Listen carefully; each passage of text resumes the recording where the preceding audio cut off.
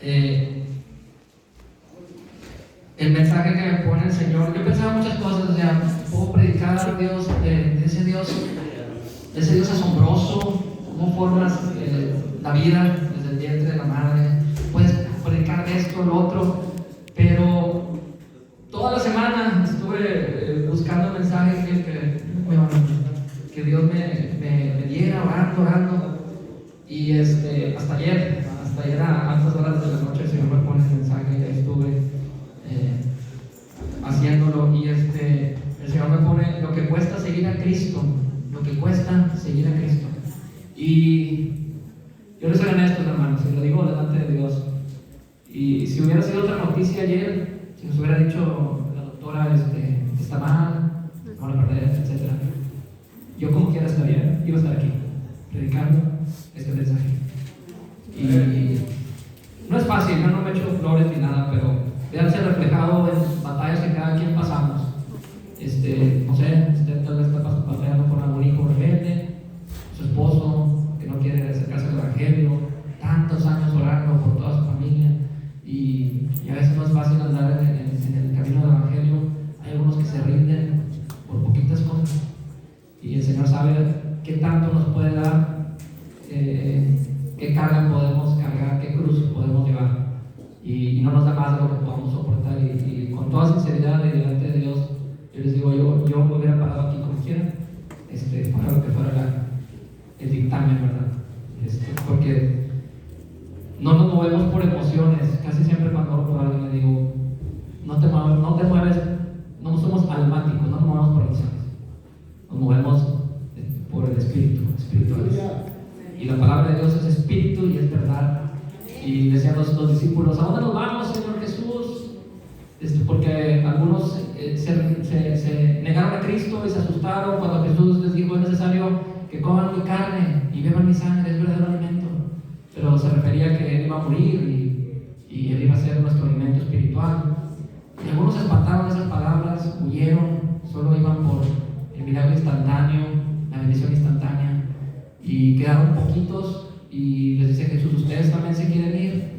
Y como que pasó otra vez la hoz, a ver si encontrabas un poco de cizaña o si había trigo, y dijeron, ¿a dónde nos iremos, Señor, si solo tú tienes palabras de vida? Solo tú hablas y es espíritu. Entonces, lo que cuesta seguir a Cristo, ese mensaje que me puso el Señor, y vamos a ver 5 puntos de lo que cuesta el cristianismo. Y es importante, porque es importante comprender cuánto cuesta ser cristiano. Porque cuando tú comprendes el enorme valor que tiene, que es infinito, lo valoras. Cuando alguien te da, por ejemplo, una joya de regalo o algo, si no sabes su valor, puede que lo desprecies. Pero cuando empezamos a magnificar lo que hizo Cristo, su vida misma, el Hijo de Dios vino. Para empezar, dejó toda su comodidad a la diestra del Padre. 24/7 le adoraban ángeles, arcángeles y millones de seres celestiales, y una comodidad, y la dejó para tomar un cuerpo como tú y yo, y pasar carencias en esta tierra y someter su poder, porque eso es algo bien interesante. Uno va agarrando autoridad espiritual cuando te sometes, el poder. Y Dios, Jesús, en la forma del Hijo, nunca dejó de ser Dios y se sometía a la agenda del Padre. Porque el Padre le decía, hoy no predicas aquí, no iba. Mañana sí predicas, ahora vas para allá, ahora haces una larga jornada de 15 días caminando y rodea todos los pueblos de Israel. Y él obedecía. Él puede haber dicho, papá, yo puedo hacer cualquier milagro, puedo aquí orar y que se aparezca un avión y me lleve rápido, ¿para qué andar caminando en el desierto? Él pudo hacer y deshacer lo que quisiera porque nunca dejó de ser Dios, pero él se sometió, él pagó un precio. Entonces, lo que cuesta, el primer punto es lo que cuesta recibir a Jesucristo, y vamos a Mateo 4:17. Mateo 4, versículo 17. Lo que cuesta recibir a Cristo. Sí, es cierto, una gran verdad, el evangelio es gratis, no lo podemos comprar a base de dinero, no es el que más diezma, no es el que más ofrenda, no es el que más domingos está aquí, no es el que más ganas le echa al trapeador o a la escoba. Es gratis el Evangelio, la salvación no la podemos ganar, es gratis. Le costó a Jesús todo. ¿Y qué demanda de nosotros? Todo. Dice la Biblia, dame, hijo, tu corazón. No dice, dame un pedacito, dame tus tiempos libres, dame cuando estás en problemas y cuando no te resuelvo lo que tú querías escuchar, entonces te voy a comprender. No, el Señor dice, dame tu corazón, miren tus ojos por mis caminos. Entonces, a Jesús le costó todo y a nosotros nos cuesta obediencia. Vamos a Mateo 4:17. Dice, desde entonces comenzó Jesús a predicar y a decir, arrepentíos porque el reino de los cielos se ha acercado. Mateo 4:17 es las primeras palabras que Jesús empezó a predicar en su ministerio. Y arrepentirse es dejar el rumbo que llevabas, los placeres del mundo, la comodidad del mundo. Desde ahí empezamos a ver que te empiezan a costar algo, tienes que soltar algo, tienes que soltar cosas que tú amabas pero que no te convenían. Y vamos a Marcos 7:14. Marcos 7.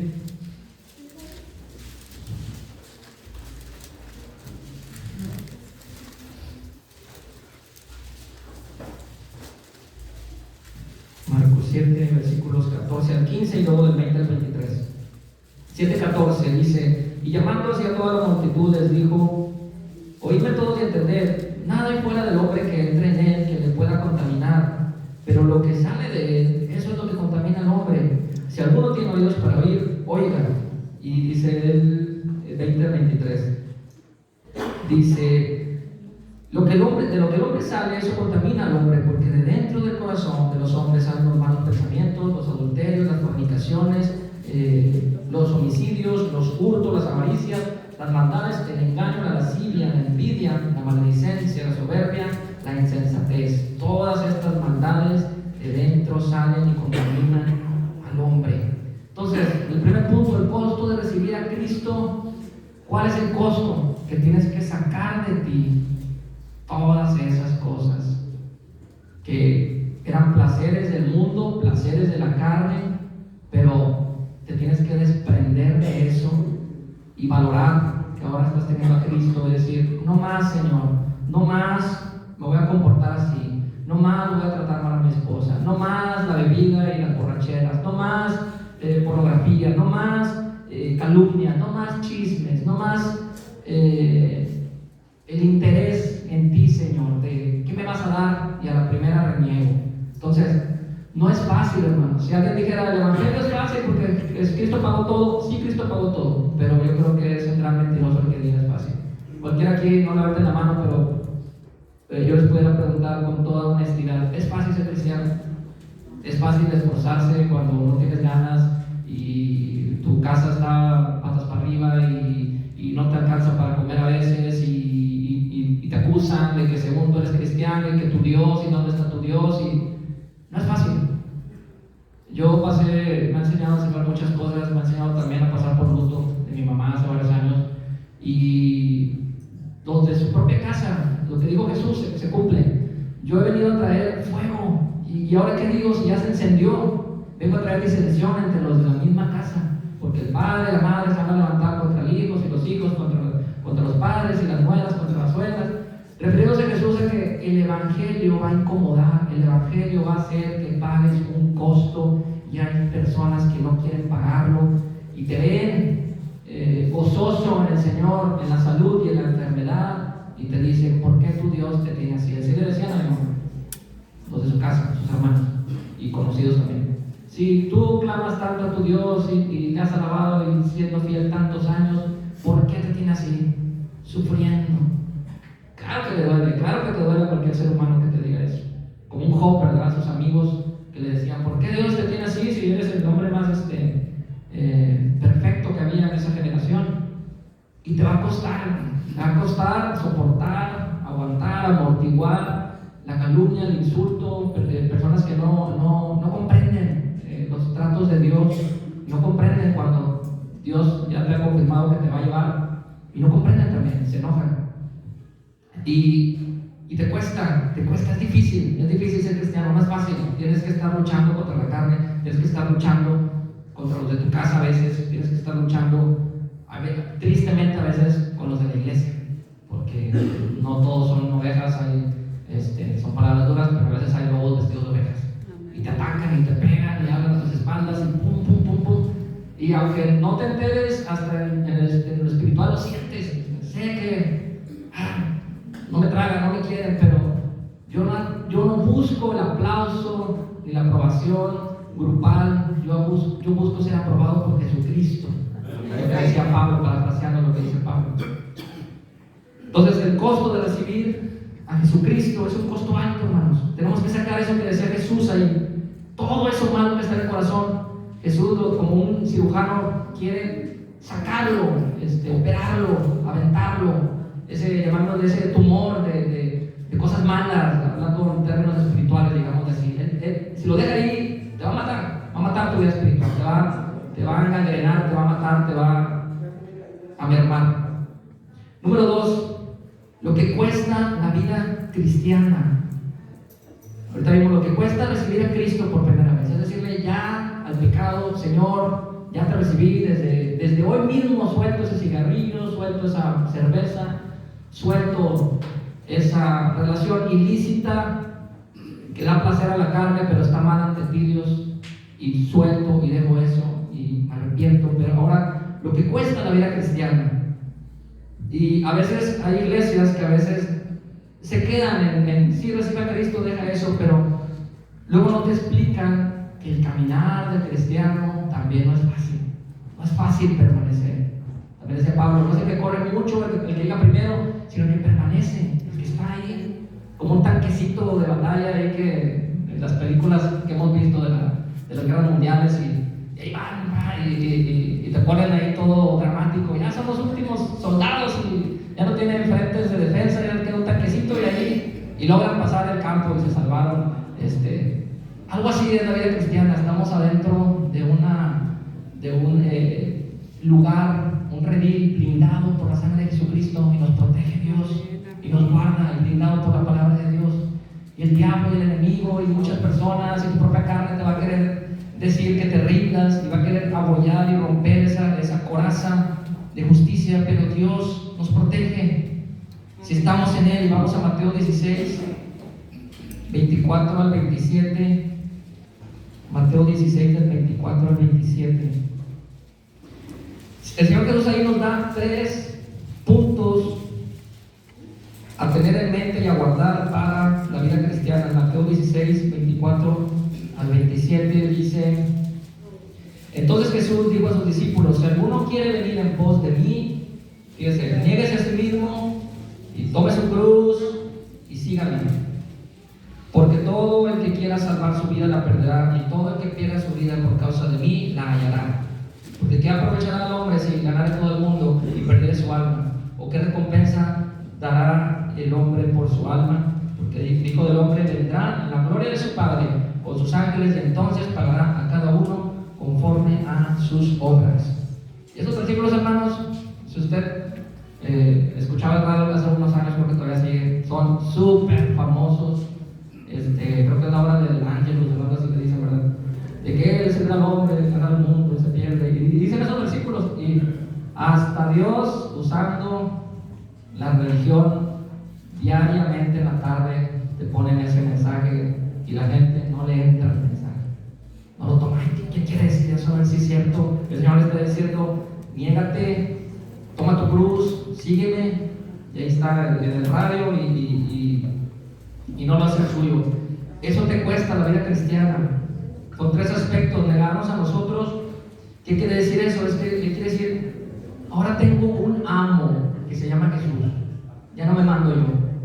Ya no soy yo por mis pistolas o por mis pantalones ya no soy yo. ¿Qué quiere decir negarte a ti mismo? Ahora tenemos un amo. Y dice la Biblia: somos siervos, esclavos de Jesús. Y uno dice: yo no, que estamos en libertad, hermano, yo no soy esclavo de nadie, ya era esclavo del enemigo y ahora yo no soy esclavo de nadie, aleluya. Te conviene esa esclavitud de Cristo, porque si no tienes quien gobierne tu vida, quien dirija las riendas de tu vida, eres una oveja descarriada, no eres oveja, eres un cabrito, rincón, chivo rincón. Dice Jesús, al final de los tiempos va a poner a su diestra a las ovejas y lejos a los cabritos y los va a juzgar. Entonces necesitamos tener quien gobierne nuestra vida. El año pasado recuerdo una clase que me tocó dar el pastor, ovejas y su rebaño, se llamaba, y explicaba cosas muy bonitas en la naturaleza, como las ovejas necesitan sí o sí un líder, ¿no? Ellas son animales bien preciosos, te inspiran ternura, pero Dios no los dotó de tener un liderazgo como las abejitas, como otros animales, y solitas se pierden. Una va ahí y las demás lo empiezan a seguir, pensando que esa de adelante sabe lo que está haciendo, y la pobre oveja no se niega a sí misma, dice, yo me sé el camino, y sópatelas, se cae al barranco y van ahí todas atrás de él. Como esos dichos que decía la mamá, ¿verdad? Si te dice tu amigo que te vas a tener un pozo, te vas a tirar. Entonces, no se saben dirigir, no se niegan a sí mismos. Entonces, necesitamos ese pastor de pastores, a Jesús, y obviamente a los líderes y pastores que nos ha dado. Entonces, el primer aspecto de lo que cuesta la vida cristiana, lo que te cuesta ya una vez que recibes a Jesús, es niégate a ti mismo. Y luego, toma mi cruz, toma tu cruz, es el otro aspecto. ¿Qué quiere decir toma tu cruz? Acepta el proceso lento y doloroso que es que Cristo se entrone en tu vida día a día. Tomar tu cruz, porque Jesús habló de la cruz, porque la cruz era un instrumento de muerte lenta y tortuosa. Era un instrumento de muerte para que escarnecieran y sufrieran los vándalos y los delincuentes. No era como hacer unos años así eléctrica, o que le enterraran una espada y pues el segundo muere. Era una muerte que ahí estaban colgados a veces días, a veces un día entero, a veces 2 días, y era doloroso, un tormento psicológico, emocional, físico, de estar pensando, se me está apagando la vida, se me está yendo. Dice ahí los estudiosos de la Biblia que cada inhalación que hacía Jesús era su peso en la cruz lo sofocaba más. Entonces literalmente cada palabra que él soltó en la cruz del Calvario, esas 7 palabras, le costaron un dolor tremendo. Por eso son tan valiosas y conocemos el culto de las 7 palabras. Decir, ay Cristo, gracias porque en tu dolor todavía nos querías decir cosas, todavía estabas sacando bendición dentro de tu dolor. Wow. Y tal vez el Señor nos llame, tal vez no a ser mártires, también toma tu cruz, puede ser los pueblos perseguidos de Arabia y otros países del mundo, árabes y muchas cosas, que les cuesta su vida propia, se niegan a sí mismos y saben que tener una Biblia en mano, que los descubran una Biblia en su casa, es que maten a ellos y a toda su familia. Y tal vez Dios no nos ha llamado a eso, o aún no ha llegado a México, gloria a Dios. Pero si llegara, la pregunta es, ¿tomarías tu cruz? ¿O dirías, niego a Cristo y salvo el pellejo? Puede ser, está escrito, va a haber persecución y cada vez va a haber más. Y no sabemos si nos toca ser mártires o no.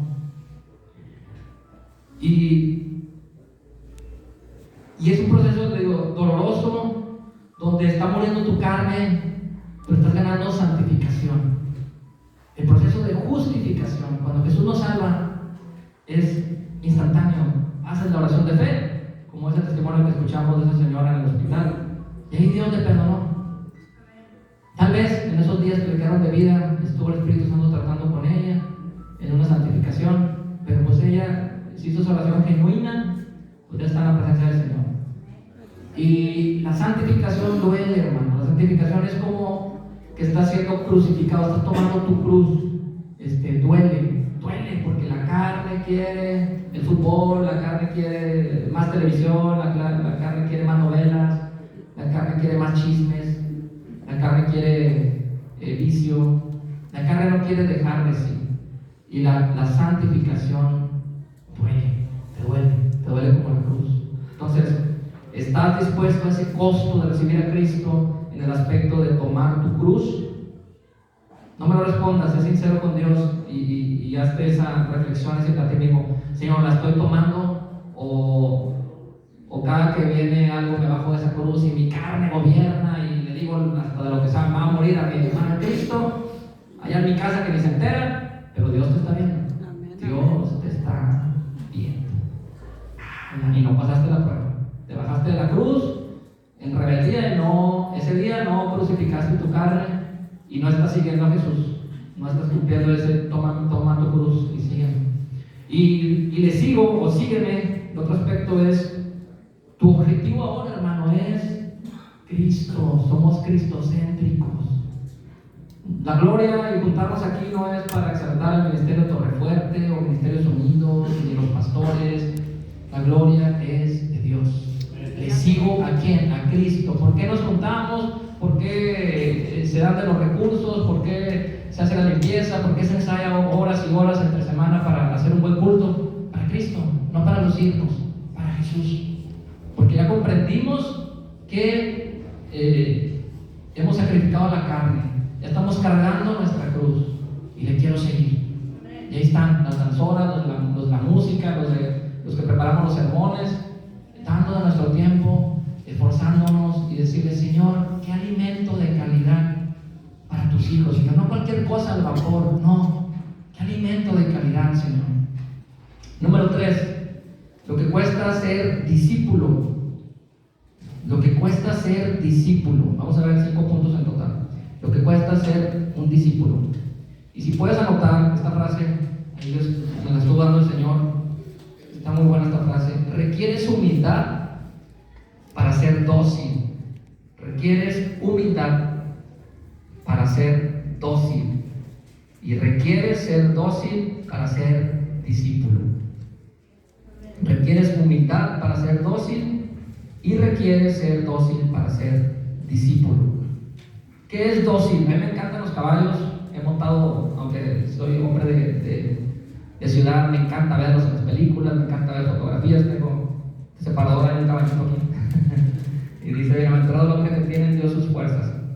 Me gustan mucho esos animales, y los que han andado en campo saben, es muy fácil comprender el concepto de dócil. Un animal dócil, un animal soberbio, un animal renegón, un animal rebelde. Un animal dócil, un caballo dócil, ya se dejó pues tranquilizar su carácter, ya aprendió, ya sabe, cada que le das un ligero giro a la rienda, y créemelo, los que hemos montado un caballo te responden mejor que un carro.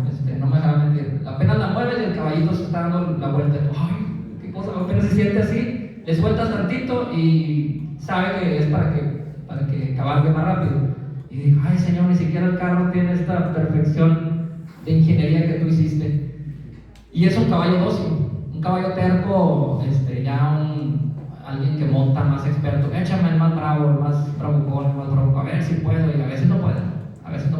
Entonces, ¿qué te cuesta ser lo que cuesta ser discípulo? Te va a costar mucho, hermano, porque requieres humildad para poder ser dócil. Una persona dócil o alguien dócil o un animalito dócil es fácil de guiar. Alguien dócil es fácil de guiar y educar.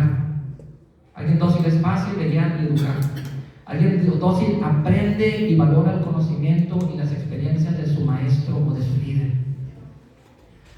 Alguien que no es dócil, hermano, alguien que no tiene humildad y tiene soberbia. A mí me han dicho en otras congregaciones, aquí gloria a Dios no, estamos bien en cuanto a humildad, pero me han dicho: ¿qué me va a enseñar este muchacho? Años atrás, cuando estaba más joven. ¿Qué me va a enseñar él? Está más joven que yo. ¿Cuántos años en la evangelio debe tener? Yo me sé más de la Biblia. A ver.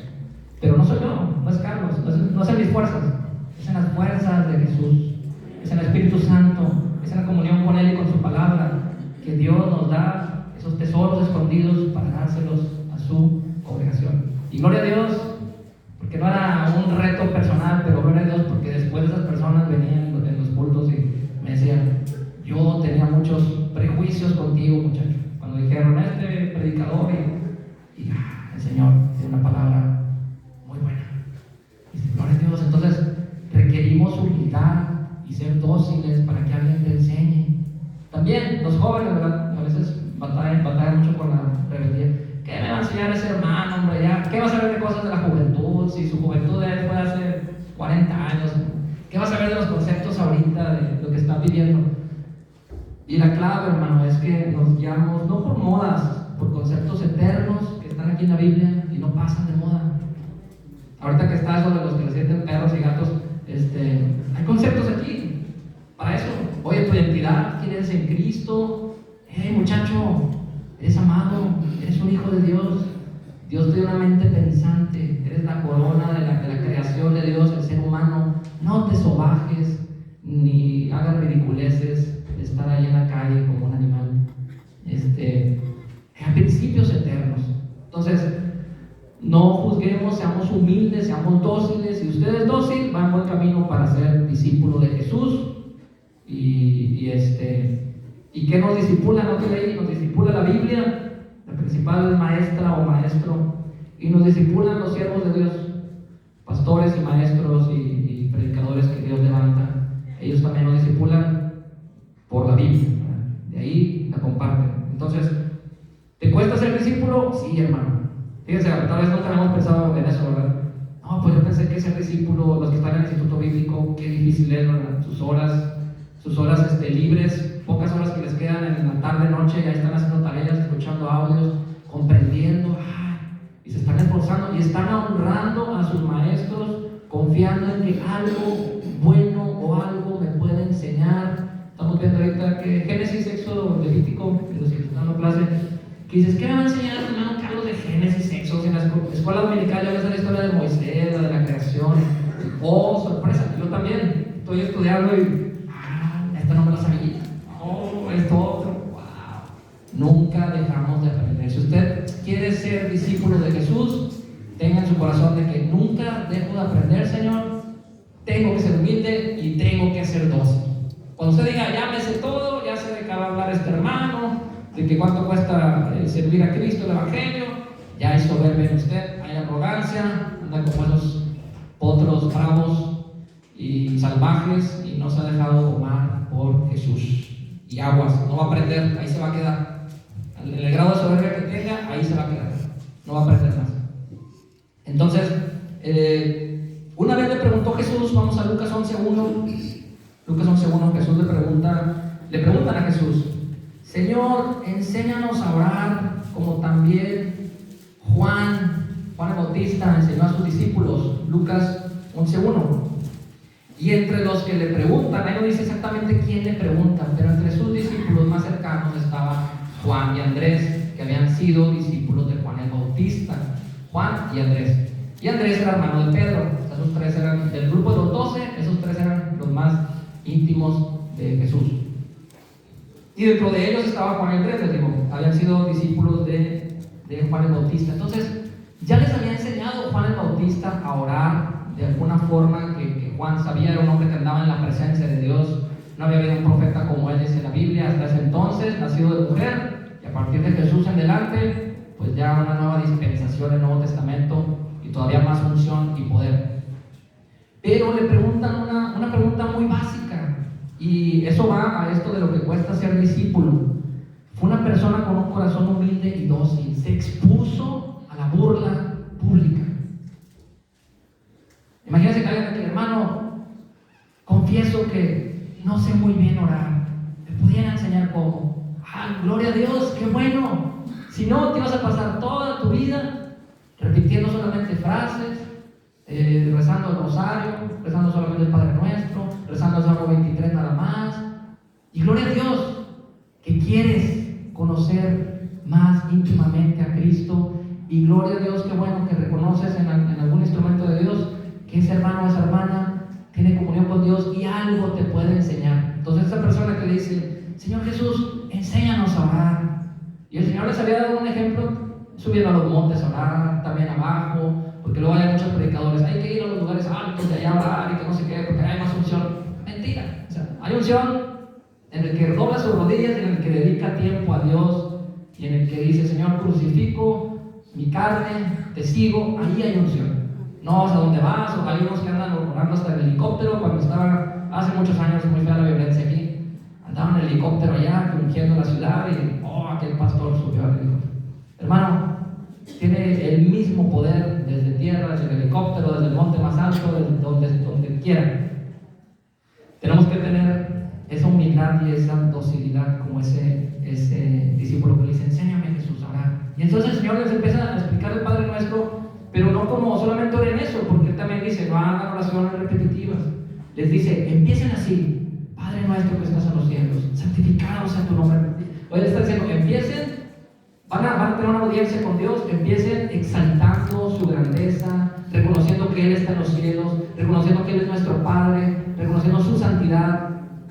Pídanle que su voluntad venga a su reino, que se haga su voluntad. O sea, pídanle que venga a sus asuntos, no lo tengan allá lejos. O sea, y muchos conceptos que empieza a explicar Jesús que se los hubieran perdido, y nosotros también, fíjense, nos hubiéramos privado de esa bendición, si alguien no superó la barrera de la vergüenza pública y alguien no levantó la mano. Señor Jesús, ¿nos puedes enseñar a orar? Y qué bendición de ese hermano, porque hasta nosotros llegaron a esos versículos que Jesús enseñándonos a orar.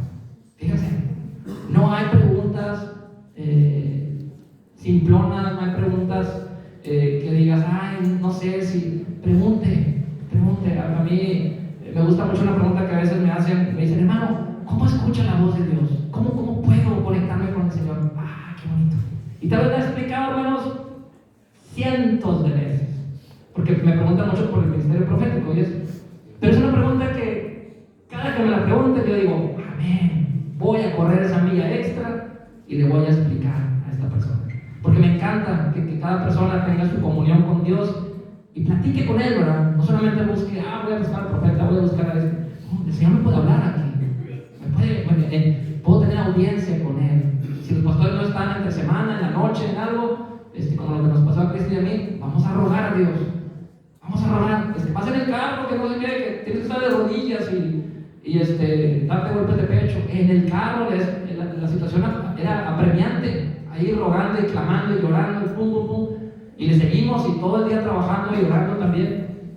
Entonces, tenemos que, lo que cuesta el discipulado es humillarnos ante el Señor, ser dóciles y siempre tener ese corazón enseñable. Número 4, lo que cuestan los silencios de Dios. ¡Pum! Lo que cuestan los silencios de Dios, lo que cuesta la fe. Número 4, lo que cuestan los silencios de Dios y lo que cuesta la fe. Dios, como nos ama, dice la Biblia, nos disciplina como un padre a sus hijos. Gracias, Señor. Yo mismo te podría decir, hermano, soy totalmente honesto con eso. En realidad no me gustaría, pero yo les digo, gracias, Señor, porque sé que me conviene. Sé que las pruebas de fe nos hacen estar más cercanos a Dios, nos da un incremento de fe, nos hace no negar a Cristo, como en el testimonio que estábamos dando hace rato. Los silencios de Dios. Estás en una situación difícil de vida o muerte, en una incertidumbre, Dios no responde aún, están pasando las horas, Padre Santo, se perderá, vivirá. Uy, estás ahí con ese trago amargo y no puedes auxiliarte con nadie, no le puedes decir a mi familia. Entonces estás cargando esa carga pesada y Dios no habla, Dios se mantiene en silencio, pero Dios está ahí.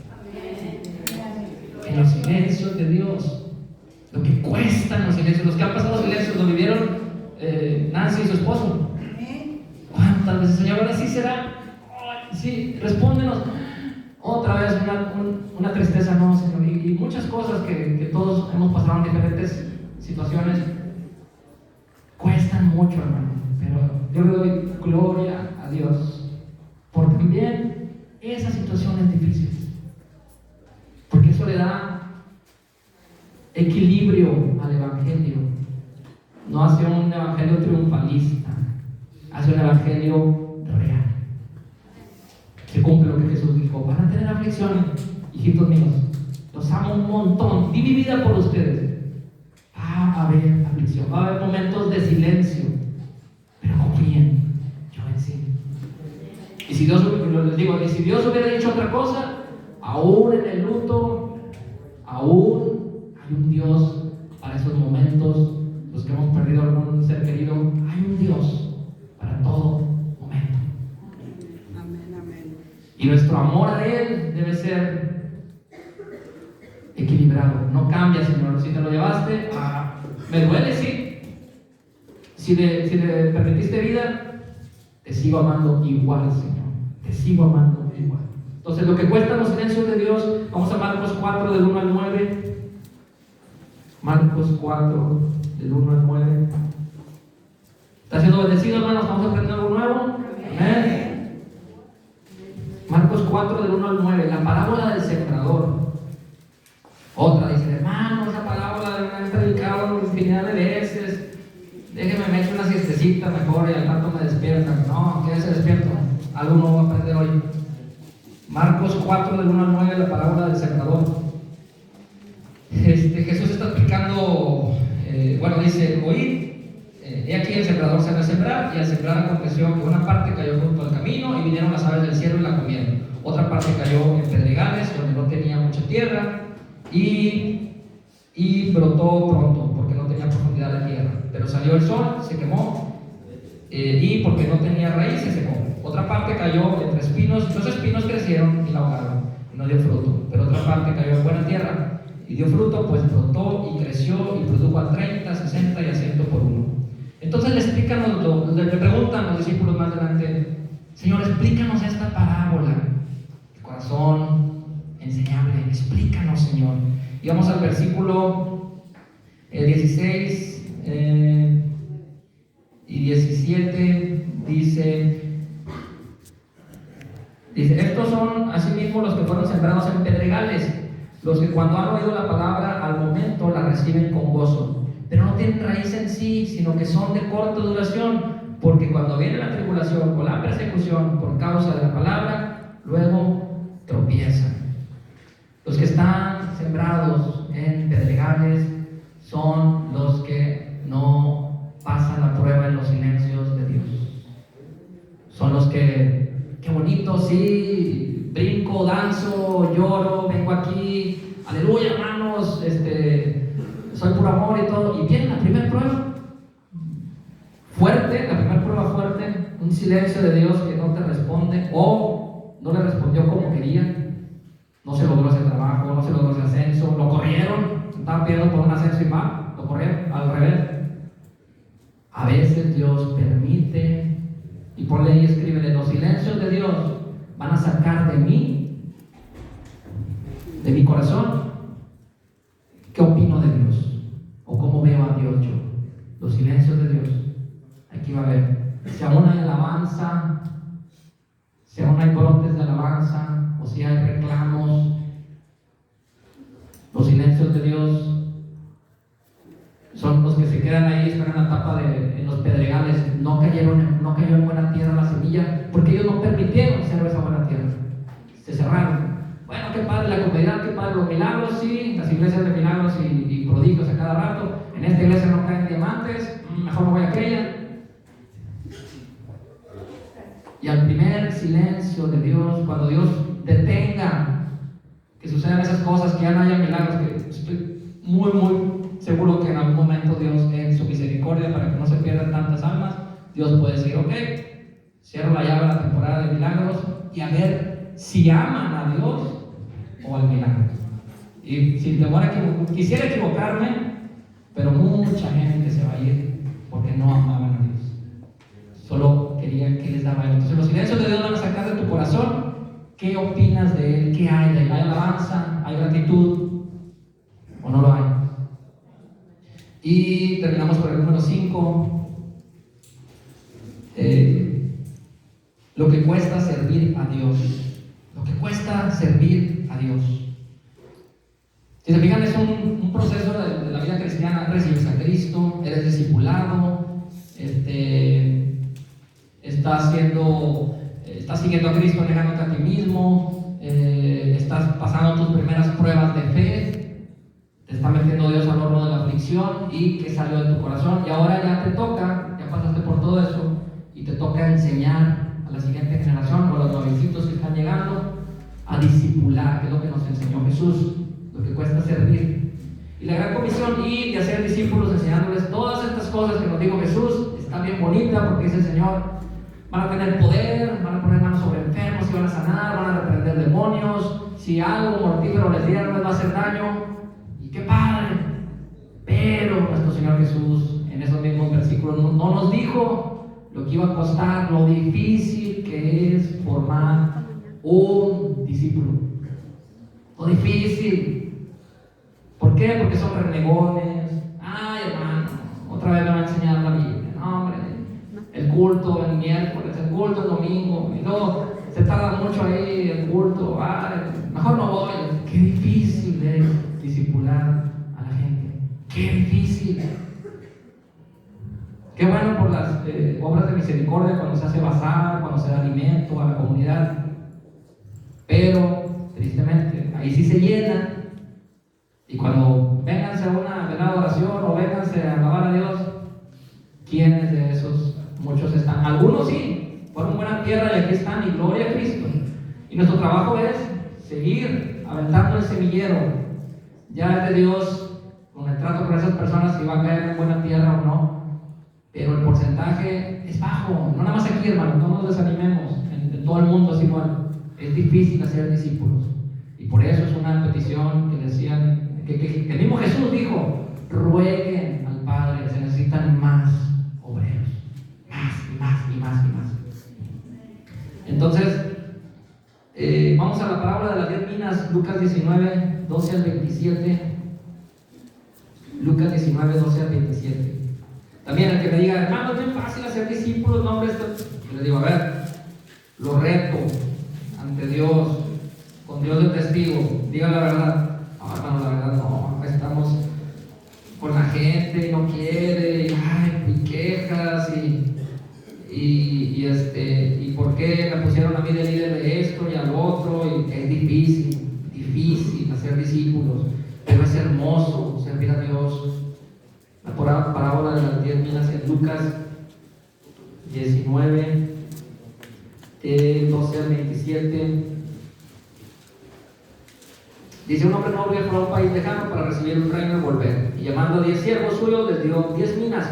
Y les dijo: negociad entre tanto que vengo. Pero sus conciudadanos la aborrecían y enviaron tras él a una embajada diciendo: no queremos que este reine sobre nosotros.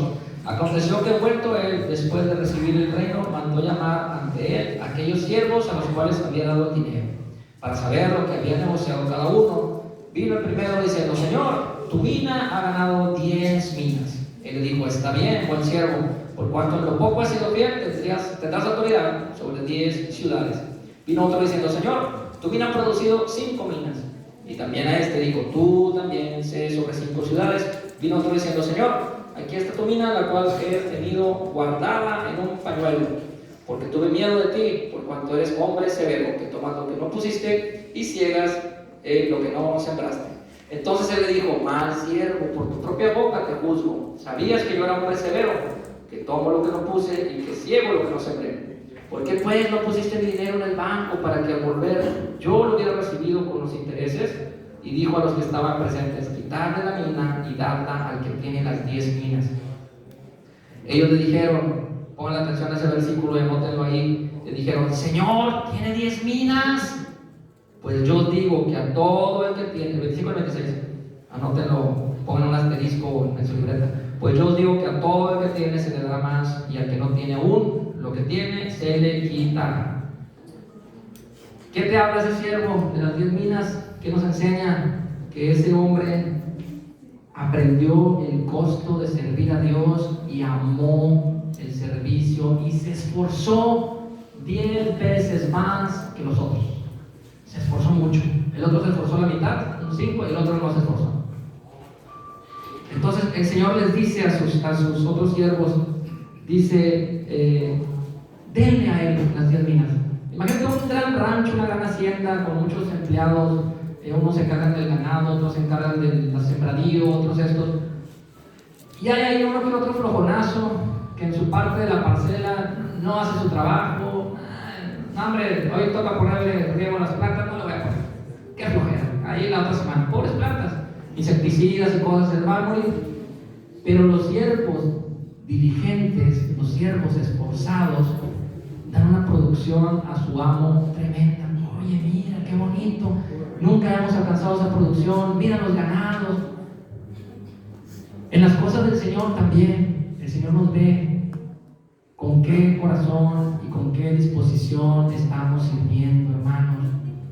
Cuántas horas de ensayo, cuántas horas de prepararnos, a veces alguien ya está fatigado de predicar o esto, y siguen llegando personas. ¿Podrá orar por mí, hermano? Ore. No se vaya a su casa y diga, allá en mi casa oro por ti. Ora. Tal vez estás fatigado igual que yo, llevas varias horas parado, sentado. Ora. Dios te está poniendo materia prima para que trabajes. Te está poniendo una parcelita y tú lo dejaste sin oración. O sin un consejo tan importante que estaba esperando una dirección de Dios, un consejo que iba a hacer hoy en la tarde o en la semana, y no se lo diste y sopa, te la metió la pata. Porque acuden a ti porque reconocen algo que tú tienes que ellos no tengan, y también ellos tienen algo que nosotros no tengamos. Más madurez espiritual, más sabiduría en ciertos temas de la Biblia, etc. Entonces, si tú eres diligente, hermano, el Señor te va a dar más, y gózate. No digas, ay Señor, ahora estoy líder de este ministerio, el otro ahora predico aquí, predico el domingo, gózate. Porque el Señor te va a decir, ven, buen siervo fiel, lo poco fuiste fiel, entra en el gozo de tu Señor. Y no te va a decir, siervo ingrato, siervo, que yo te di tantas cosas y no lo quisiste compartir. Y cierro con esto, ya con esto último minuto. A Jesús le costó todo, hermanos, todo. Su vida, su sangre. En esa cruz, una separación de algunas horas con el Padre, que también le dijo, Eli, lama sabactani, ¿por qué me has desamparado, Dios mío? La soledad, algunos minutos del Padre y el Hijo, siempre juntos por la eternidad, y en la cruz sintió eso, y yo creo que eso le ha haber dolido más que el dolor físico. Yo lo creo, porque ellos juntos siempre, mi papá y yo, uno somos. Me estás viendo a mí, estás viendo a mi papá. O sea, qué hermosas palabras de Dios, ¿verdad? De Jesús, el Hijo de Dios, esa cercanía. Y al magnificar todo eso, como empezaba el mensaje, empiezas a comprender que el Evangelio, el ser cristiano, tiene un costo. El que no lo magnifica, el que siente que ya me dio todo el Señor, y ahí oran, y si ando mal, voy el domingo, oran por mí, ya, asunto arreglado. Como si le pidieras al genio de la lámpara tus deseos, y asunto arreglado, ya, los 3 deseos de la semana. Y sorpresa, y tristeza de esa gente que no ha magnificado lo que es ser cristiano, que no le ha costado sudor, lágrimas, ir a cerros a predicar el Evangelio, ir al centro de la ciudad, llorar, clamar por un alma para que alguien fuera a predicarle, tal vez a un hospital o a una cárcel, y no terminara sin Cristo. Ponte de pie.